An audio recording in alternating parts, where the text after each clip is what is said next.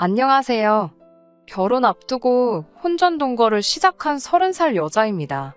결혼을 약속한 예비 신랑과는 2년을 연애했어요. 혼전동거를 결정하기까지는 저도 많이 고민했습니다. 제가 고리타분한 걸 수도 있지만 사실상 혼전동거는 결혼이나 마찬가지라고 생각했거든요. 생각 고쳐먹고 좋은 것만 생각해서 내린 결정인데 요즘 너무 성급했나 후회도 되고 고민도 많아져 이렇게 사연을 보내게 되었습니다. 결혼을 약속한 예비 신랑은 프리랜서로 일을 하고 있어요. 디자인 관련 일을 하고 있고 벌이는 평균 이상입니다. 그래도 경력도 오래되었고 업계 쪽에서는 나름 이름도 알려져 있고 그런가 봐요. 하는 만큼 버는 일을 하다 보니 수입이 들쭉날쭉한 편인데 일을 그렇게 찾아서 하는 편은 아니에요. 이쪽 업계도 성수기 같은 게 있는지 어떤 달에는 얼굴 보기 힘들 정도로 일이 몰리는 때가 있어요. 1년에 두어 번 정도 그런 성수기가 찾아오는데 평소에는 탱자탱자 놀다가도 그때만 집중해서 일 바싹 몰아서 하고 나면 그때만 해도 웬만한 회사원만큼은 버는 걸 보면 참 신기합니다. 저 몇 달치 허리띠 졸라매고 아끼고 아껴야 모으는 1,000만 원 정도 되는 돈을 한 달도 안 되는 시간에 턱하니 벌어오고 그러면 회의감이 들 때도 있을 정도입니다. 매달 그렇게 성수기면 아마 떼부자가 되었겠지만 막상 그렇게 일거리가 평소에도 넘쳐나지는 않는 것 같아요. 거기에 그때 바짝 벌면 밤을라도 새서 피부도 푸석푸석해지고 그러니 건강도 안 좋아지는 것 같고 그런 걸 보면 직업이라는 게 각자 장단점이 있는 게 아니겠나 싶을 때도 있었어요. 저야 시키는 일만 하면 이러나 저러나 월급은 나오니까요. 저희가 혼전동거를 시작하기 전에는 2년이라는 긴 시간 동안 연애를 하고 있었습니다. 하지만 혼전동거 이야기가 연애를 하면서 자연스럽게 나온 경우는 아니에요. 사실 당시에 예비 신랑이 짧은 시간 힘들게 일해서 큰 돈을 벌고 하는 걸 보고 나서는 저도 제 일에 대해서 다시 돌아보는 계기가 되었습니다. 그렇다 보니 제가 하는 거에 비해 벌이도 적고 보람이 없다고 생각했던 적이 있어요. 그래서 이직을 알게 모르게 준비하기 시작했어요. 솔직히 되던가 말던가란 심정으로 올린 건데 동종업계에서 꽤나 이름 좀 날린다는 회사에서 스카웃 관련 제의가 왔습니다.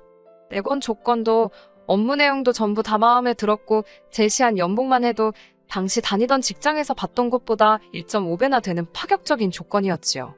제가 거절을 할 이유가 있나 싶을 만큼 좋은 조건들이었는데 마음에 걸리는 게 하나 있었으니 그게 바로 회사가 있는 지역이었어요. 본사가 지방광역시에 있는 관계로 제가 그 회사로 이직을 하려면 이사를 가는 건 필수적인 문제였거든요. 어차피 저도 서울에서 월세 살고 있던 상황이었는데 여기서 월세나 거기서 월세나 큰 문제 될 건 없었습니다. 오히려 집세 같은 걸 어느 정도 지원해준다는 조건까지 껴있었으니 오히려 더 좋은 상황이었어요. 거기에 일단 본사 근무 2년 경력을 찍어야지 서울에 있는 지사로 순환 근무를 하든 뭘 하든 위치를 조정할 수 있다는 이야기를 들었습니다. 서울로 다시 돌아올 수는 있었지만 이러나 저러나 2년이라는 시간이 더 걸리게 되었던 거잖아요. 그래서 당시 연애 중이었던 예비 신랑과는 이별의 수순을 밟을 수밖에 없었습니다. 까짓거 주말에는 쉬는데 못 만날 게 어디냐 하실 사람들도 있겠지만 저는 알고 있었어요. 몸이 멀어지면 마음도 멀어진다고 매주 누구 하나가 내려오고 올라가고 하는 고생을 하다가 서로 지칠 바에야 그냥 헤어지는 게 맞다고 생각했습니다. 과거에 장거리 연애를 해봤기 때문에 그게 얼마나 고생스럽고 힘이 드는 건지 저는 이미 알고 있었거든요. 그래서 처음에는 직장 때문에 현재 이러이러한 상황이다. 연애하는 건 좋지만 연애하자고. 내 경력과 미래까지 포기할 수는 없는 것 같다. 이유를 조곤조곤 설명하면서 결국 힘들게 헤어지자는 이야기를 입 밖에 꺼냈어요. 당연히 남자친구는 뭐 그딴 이유로도 헤어지냐면서 열을 올리기 시작했습니다. 그러다 결국 제가 고집을 꺾지 않으니 나중에 가서는 울며불며 매달리기 시작하더라고요. 이런 약한 모습 보여줬던 적도 없는데다가 그동안 만난 정 때문에 그런가 남자가 울기 시작하니까 단호하게 끊어내기가 미안해지더라고요. 그렇다고 해서 제 인생에 있어 2번은 없을 기회가 될 수도 있는 자리를 날려먹고 싶지도 않았습니다. 그렇게 결국 결론은 짓지 못하고 시간만 보내던 어느 날에 남자친구한테서 연락이 왔어요. 전 그 회사를 가야겠다면 자기도 저를 같이 따라가겠다고, 같이 살자고요. 어떻게든 같이 있고 싶다는 그 마음이야 고마웠지만 솔직히 부담이 더 되더군요. 같이 살자는 말이 동거를 하자는 건데 그때 당시 저한테 있어서는 엄청 충격적인 말이었어요. 혼자 끙끙 고민해봐야 답도 안 나오니 다른 사람은 몰라도 어머니한테는 물어봐야겠다 싶어서 현재 이러이러한 상황이라고 말을 했습니다. 오히려 저희 어머니가 저보다 더 열린 사고방식을 가지고 계시더라고요. 저는 당연히 엄마한테 말도 안 되는 소리 하지 말라고 등짝이나 한 대 맞을 줄 알았는데 어머니 반응은 의외로 덤덤하고 오히려 그 편이 더 좋겠다 하면서 잘 생각했다고 하시는 거예요. 어차피 제 나이도 나이고 여태 만났으면 결혼 생각이 아예 없던 것도 아닐 텐데 그 전에 같이 살아보는 것도 나쁘지 않다고 하시더라고요. 아무것도 모르고 콩깍지 씌인 채로 결혼했다가 크게 되어서 후회하는 것보다 상대방을 충분히 알고 겪어보고 난 뒤에 결정을 내리는 게 좋지 않겠냐 하시더라고요. 평생에 저는 혼전 동거를 제가 하게 될 거라고는 생각해본 적도 없었는데 덕분에 돌이켜 생각해보는 기회가 되었습니다. 여전히 저는 사람들이 안 좋게 보는 건 아닐까 하는 걱정도 있었지만 어머니 말대로 장점이 오히려 더 많아 보이더라고요. 주변의 선배들이나 결혼한 친구 및 지인들 이야기 들어보면 결혼 전에는 안 그랬는데로 시작하면서 하나둘씩 불만이 커지기 시작하는 걸 느낀 적이 있는데 미리 살아보고 결정한다면 그런 후회나 실수는 하지 않겠다는 그런 생각이 들더라고요. 좋은 점만 있는 사람은 없겠지만 그래도 치명적인 단점을 제가 견뎌낼 수 있을지 미리 알게 되는 기회라 생각하고 결국 남자친구의 제안에 응하게 되었습니다. 하지만 제가 아무리 크나큰 결심에 어려운 결정을 내리게 되었다 하더라도 사실상 혼전 동거는 저에게 있어서 결혼이나 마찬가지로 여겨졌어요. 그래서 다른 건 몰라도 본격적인 결혼 이야기가 오고 가기 전에 적어도 결혼 허락을 받는 식으로 양가에 서로 인사는 드리는 게 맞겠다는 생각을 했습니다. 저희 집에서는 별다른 일이 없었어요. 저희 부모님도 남자친구한테 별다른 부탁은 하지 말고 그래도 먼 타지에 가서 생활하게 되는 거니 싸우지 말고 사이좋게 지내면 좋겠다고 하셨을 뿐이었고 남자친구도 그 말에 알겠다고 대답했고 분위기도 좋았지요. 그 다음 주엔가에서 이번엔 반대로 제가 남자친구 집에 인사를 드리러 갔습니다. 이 정도 한대를 해주실 줄은 몰랐는데 밥상 위에 온갖 가지 육해공을 어우르는 메인 요리에 밑반찬이며 국이며 탕에 찌개까지 차려져 있었으니까요. 임금님 수라상도 이것보다 종류가 많이 나오지는 않겠다는 생각이 들 정도였네요. 몸둘바를 모르겠는 와중에 호화로운 상차림에 대한 이유를 얼마 지나지 않아서 알게 되었어요. 남자친구 어머님이 저한테 음식들 하나하나를 다 어떻게 하셨는지, 재료가 뭐고 조미료가 뭐가 들어갔는지 그런 걸 하나부터 10까지 다 알려주시더라고요. 무슨 말인고 하니 우리 아들이 입맛이 까다로운 편이니 멀리 가더라도 밥 좀 잘 챙겨달라는 그런 뜻이었어요.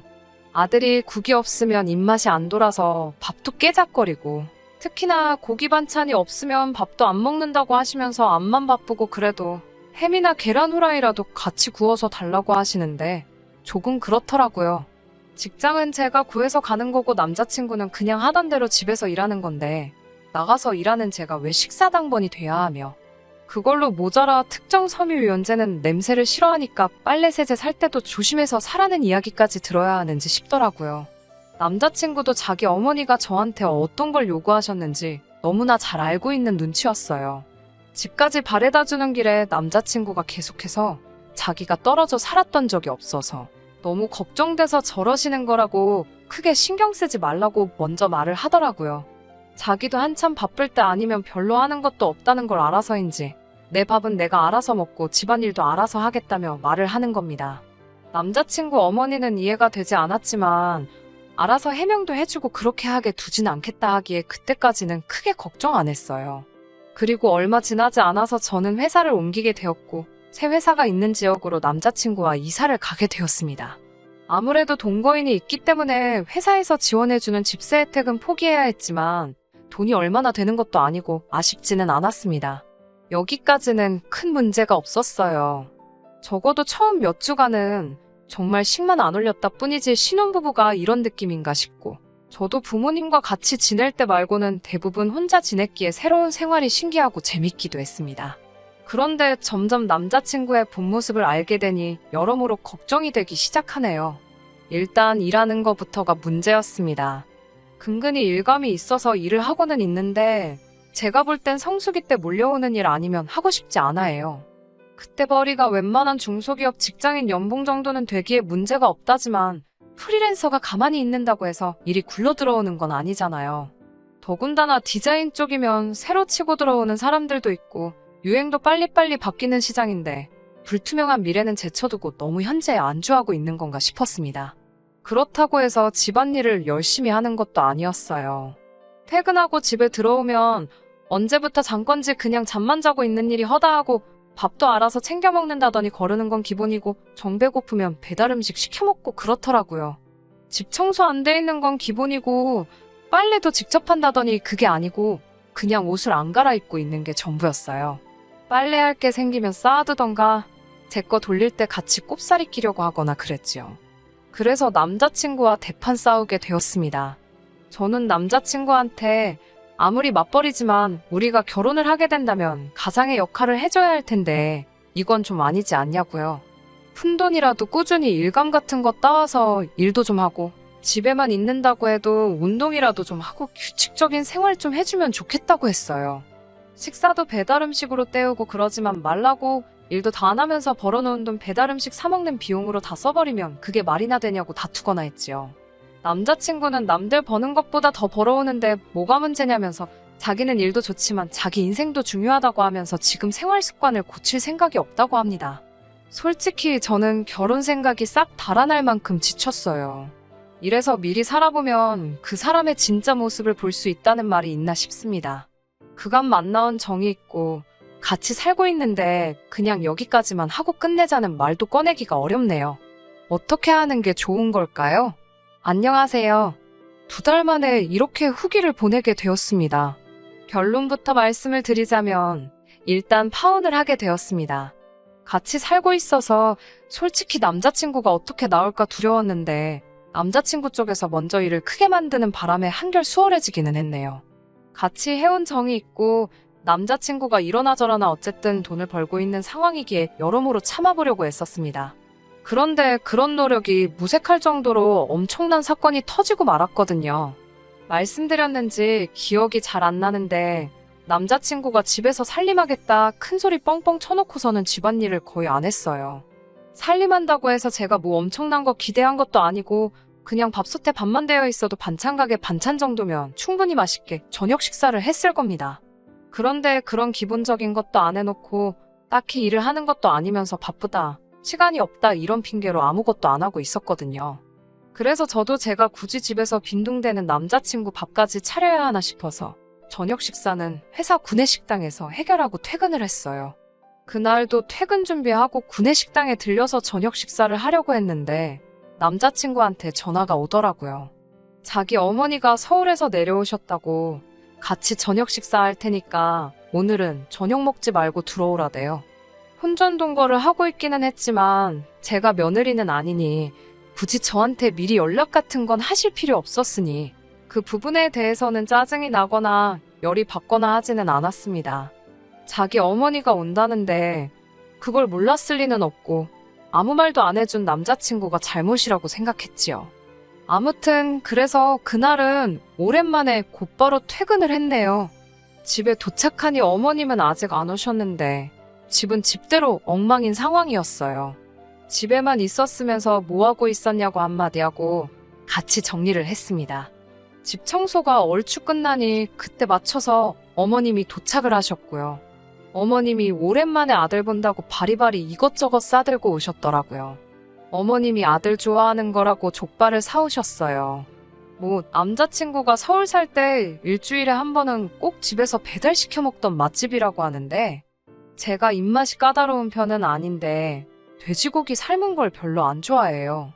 제가 못 먹는 음식 가져오신 게 서운하지는 않았어요. 반대로 친정어머니가 오셨다고 한다면 남자친구가 별로 안 좋아하더라도 제가 좋아하는 음식으로 가져오셨을 테니 당연하다고 생각했지요.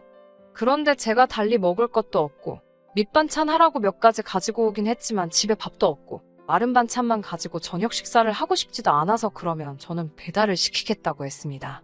그런데 어머님이 너는 벌써부터 배달 음식을 그렇게 시켜 먹냐고 하면서 돈이 썩어나냐는 식으로 잔소리를 하시더라고요. 배달 음식 시켜 먹는 걸로 잔소리하는 건 제가 아니라 어머님 아들한테 하셔야 할 텐데 속으로만 한마디 하고 삼켰지요. 간단하게 중화요리집에서 짬뽕이나 시키려고 했는데 최소 주문 금액이 모자라서 남자친구랑 어머님한테도 혹시 추가로 뭐 생각나는 거 있느냐고 물어봤지요. 그러니 또 남자친구 어머니가 혀를 끌끌 차는 겁니다. 저거저거 음식 시켜 먹는 꼬라지 보니까 평소에도 어떻게 지내는지 눈에 훤하다면서 잔소리를 하더라고요. 막말로 제가 이 집 며느리도 아니고 남자친구가 저 따라와서 제 집에 얹혀 사는 거나 마찬가지인데 벌써부터 완만한 며느리 대접을 하고 계시니 어이가 없었습니다. 이어서 말하기를 우리 아들 얼굴이 반쪽이 된 걸 보니까 밥도 제대로 안 챙겨주는 거 아니냐고 잔소리를 하길래 그냥 한 귀로 듣고 한 귀로 흘리면서 그럼 저는 배달비 아껴야 되니까 나가서 포장해 올게요 하고 자리를 피했습니다. 일 마치고 와서 피곤하긴 했지만 저기서 잔소리 듣고 있는 것보다 잠깐 바람도 쐴 겸 해서 포장해 오는 게 더 낫다고 생각했거든요. 부랴부랴 짬뽕 한 그릇 포장해서 집에 가지고 왔는데 문 열고 들어가니 두 사람은 이미 저 없이 식사를 시작했더라고요. 저 없이도 먹을 거였으면 내가 못 먹는 음식으로 저녁을 할 생각이었으면 애초에 저를 왜 불렀나 싶어서 기분이 엄청 상해 있었습니다. 차라리 그냥 야근을 했으면 밥도 제대로 먹고 이 더러운 꼴도 피했을 텐데 싶었거든요. 아무튼 저도 밥상 앞에 앉아서 제가 싸온 거 포장을 풀었어요. 이제 저도 한 입 먹으려고 하는데 또 살쾡이 눈을 하고 저를 노려보고 있더라고요. 이번엔 또 뭐 때문에 그런가 했는데 음식을 사왔으면 어른이랑 남편이 있는데 드셔보겠냐 물어볼 생각은 안 하고 지 거만 혼자 먹으려고 그러냐며 잔소리를 눌어놓더라고요. 이때부턴 저도 자포자기해서 내내하면서 대답만 하고 있었어요.